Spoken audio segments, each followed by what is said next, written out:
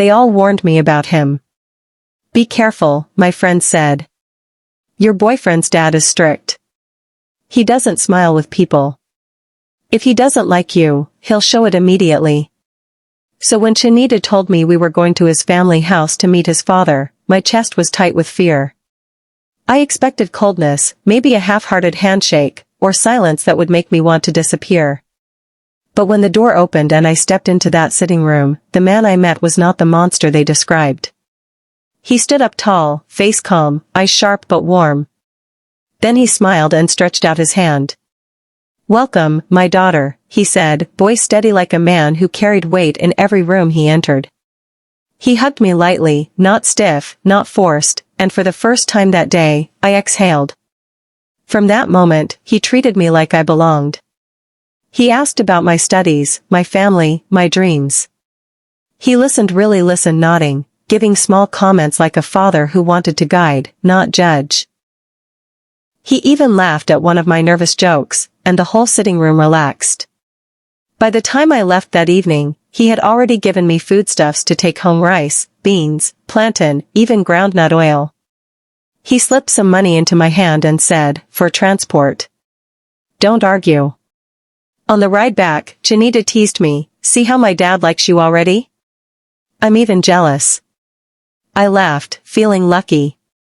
All the stories I had heard about scary fathers-in-law seemed like lies. In the weeks that followed, his kindness didn't stop. He called me often, asking if I had eaten, if I needed anything, if my mother was doing okay. When my phone screen cracked, he surprised me with a brand new one.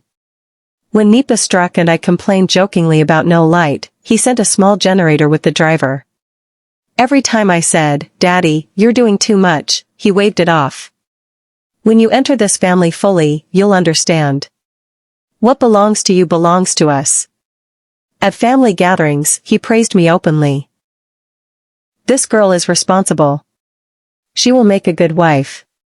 Chinidu, don't waste time. Everyone would laugh, clap, and I would smile shyly, pretending not to notice the pride in his eyes. I told myself, this is a blessing. A man that loves his son's girlfriend like his own daughter? How many women get that? I even prayed, thanking God for my luck. But blessings sometimes come with shadows. And love, when it is too much, begins to look like something else. At first, I didn't see it. I only felt special. I only thought, he really wants to see us happy. I didn't know that his happiness was not about us at all. At first, I told myself I was overthinking. After all, isn't this how parents show love? With care, with support, with generosity? Whenever Chinidu traveled for work, his father filled the gap. He would call me morning and night. Have you eaten? Did you get home safe? Send me your account number, don't argue. He never said it with harshness. Always soft, always kind. If I said no, he would laugh and say, my daughter, let me spoil you. After all, you're already part of us. Sometimes, he would stop by my office, dropping snacks or just greeting the security guard before leaving. Other times, he would send the driver with fruits, yam, and drinks. He once told me, when you marry into this family, loneliness will never know your door. Everyone around me praised him. You're lucky, my friend said. A father-in-law that already loves you like this? Now jackpot you carry. And for a while, I believed them. But small things began to change. The compliments shifted. Instead of, you're responsible, he started saying, this color suits your skin. See how fine you are. Instead of, my daughter, you'll make a good wife, it became, my son is lucky. Oh, if I were younger, voila. At first, I laughed awkwardly. Who wouldn't? But my laughter was nervous, not free. I noticed how he always found excuses to sit close. Even if the living room was wide, he would squeeze beside me on the couch, his leg brushing mine. At family dinners, he leaned close to whisper comments nobody else could hear. And his hand always found mine. Sometimes in fatherly ways like squeezing it when making a point. But the grip would last too long, the rub of his thumb against my skin too slow. Each time, I told myself, maybe I'm just paranoid. He hadn't done anything terrible, right? He was just being affectionate. That's what I kept repeating to myself. The moment I knew I wasn't imagining it was the day he came to my apartment while Chinidu was away. He said he was just checking on me. He brought a bag of groceries. When I tried to thank him, he placed his hand on my shoulder, held it, and said, "You don't know what you mean to me. You're not just my son's girlfriend. You're special." The way his eyes held mine, it wasn't fatherly anymore. My stomach knotted. I laughed nervously, moved his hand away gently, and said, "Daddy, you're embarrassing me." He only smiled. "Don't worry. One day you'll understand." I didn't know what that meant. But I knew it wasn't right. Still, he never stopped playing the perfect father in public. In front of everyone, he praised me, gave me gifts, encouraged Chinidu to marry me quickly. People clapped and nodded. Nobody saw the shadows hiding in plain sight. And me? I stayed quiet. Because how do you explain to people that too much love can feel like a trap? It was a Thursday night. I remember clearly because the rain had just stopped, and the power was out. My boyfriend was away on another work trip, and I was lying on the couch scrolling my phone when the knock came. I wasn't expecting anyone. When I opened the door, my heart almost stopped. It was him, my father-in-law-to-be. No nylon bag this time, no groceries, no explanation. Just him, standing there in a polo shirt and slippers, holding nothing but a faint smile. "My daughter," he said softly. "Can I come in?" I couldn't sleep. I just needed company.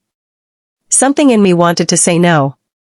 To close the door gently and pretend I hadn't heard. But fear, respect, shock, they all tied my tongue. I stepped aside, and he walked in. He sat down like he had been there 100 times, stretching his legs on my rug. He sighed heavily. "Your man is lucky," he said, staring at me. "But he doesn't even know how lucky he is." I forced a small laugh. "Daddy, he knows. He loves me." He leaned forward, eyes sharper now. "Does he? He leaves you here alone, night after night. He is chasing money, but who is chasing you?" My chest tightened. I shifted on the chair, hoping he would change the topic. But he didn't. Instead, he stood up, came closer, and sat beside me. Too close. The silence was loud. My whole body tensed. "You don't understand what you do to me," he murmured, his hand sliding over mine. His thumb rubbed my skin slowly, deliberately. Not fatherly. Not at all. I froze. My throat went dry. "Daddy, please," I whispered, pulling my hand back. But he caught it again, firmer this time. His eyes locked on mine. "Don't be afraid. I will take care of you better than he ever could. You don't need to wait for him. I'm here." I jumped up, my chair scraping the floor. "Stop." My voice cracked. "You're my boyfriend's father. This is wrong." He chuckled, calm, almost mocking. "Wrong to who? To a boy that leaves you lonely? To a world that doesn't understand?" "My dear, you are already mine." My legs trembled. Tears stung my eyes. I backed away, my hands shaking. "Please leave," I said, voice breaking. "Please." For a moment, he stared at me in silence. Then he smiled faintly, like nothing had happened. He picked up his shoes, slid them on, and walked toward the door. Just before leaving, he turned back and said, "One day, you'll see. And when you do, I'll be waiting." Then he walked out as calmly as he had entered. That night, I locked every door, every window. I sat on the bed hugging my pillow, my body shivering as if I had stepped into cold water. His words wouldn't leave my head. "You don't need to wait for him. I'm here." I realized then that his kindness hadn't been fatherly at all. It had been grooming. Preparing. And now, the mask was gone. After that night, I avoided him as much as I could. If I saw his number flash on my phone, I let it ring. If he sent food or gifts through the driver, I mumbled thanks but never called back. I thought keeping my distance would protect me. But he didn't slow down. He grew bolder. At family gatherings, he spoke louder about me.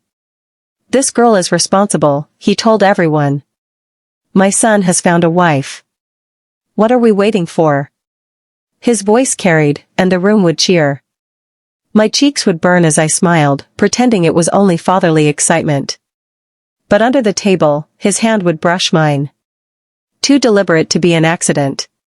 His eyes would linger too long, as if reminding me that the applause wasn't for marriage, it was for access. He started pushing Chinito harder. Calling him at night. "Son, don't waste time. Fix a date. You know how men are circling girls like her. If you delay, you will lose her. You travel too much, she needs stability. Secure her now." At first, Chinito laughed it off. "Daddy is just excited." But soon, I could hear the pressure in his voice when he called me. "Babe," he said one evening, "Daddy is serious. He wants us to do introduction before the year ends." My heart dropped. It wasn't that I didn't love Chinito, I did. But the thought of marrying into a family where his father's eyes followed me like shadows, it felt like stepping into a trap. One afternoon, his father came to my office again. He stood outside, leaning on his car like a man waiting for a lover. People passing greeted him with respect. "Good afternoon, sir." They smiled at me, envious. They thought I was lucky. When I came out, he opened the car door. "Enter, I'll drop you." The ride was quiet until he said, "I can't wait for you to be my daughter-in-law officially. Once you enter this house, everything will change." He glanced at me, eyes sharp. "You'll be free to come and go anytime. Even when he's away." My chest tightened. I turned to the window, blinking back tears. He smiled faintly, satisfied, as if he had said something sweet. From then, his messages carried no disguise. "You are mine already. Don't fight it. You'll see soon. He may own your hand, but I own your heart." Every time my phone buzzed, my stomach knotted. I couldn't tell Chinito. I couldn't tell my mother. Who would believe me? Who would believe that the man the world respected, the man who praised me so openly, was the same one waiting for a chance to claim me? And still, the wedding plans raced forward. Drinks exchanged. Venue booked. Dates fixed. Everyone smiling, clapping, congratulating. Everyone except me. Because I knew the truth, this marriage wasn't being built on love alone. It was being built on a secret hunger, one that had nothing to do with my husband-to-be. As the wedding drew closer, I felt like a prisoner walking toward her own cage. Everybody around me was celebrating, my mother was singing praises, my friends were envious, and even Chinito's colleagues joked, "Your dad is the best. He's pushing for you more than anyone else." If only they knew. At night, when the lights were off, I lay awake staring at my ceiling, hearing his words over and over. "Once you enter this house, you'll be free to come anytime. Even when he's away. You're already mine." Sometimes my phone buzzed late, his name flashing on the screen. I couldn't pick. But the silence didn't protect me. Because the next day, he would corner me with his smile, his gifts, his whispers. Always reminding me that marriage wasn't just tying me to his son, it was tying me to him. I thought about telling Chinito. God knows I wanted to. But then his father's warning echoed in my head. Who will he believe? Me, his father who raised him, or you, the girl who entered yesterday? That fear kept my mouth shut. I imagined Chinito's face, first shock, then anger, then doubt. And I couldn't bear it. What if he thought I was lying? What if I destroyed everything myself? So I swallowed my truth. I carried it like poison in my chest. The introduction came. Families met. Drinks exchanged. His father was the loudest voice in the room, laughing, clapping, giving speeches about unity and family. Everyone praised him. Everyone smiled at me like I was the luckiest woman alive. But inside, I was screaming. Now I am here, caught between silence and exposure.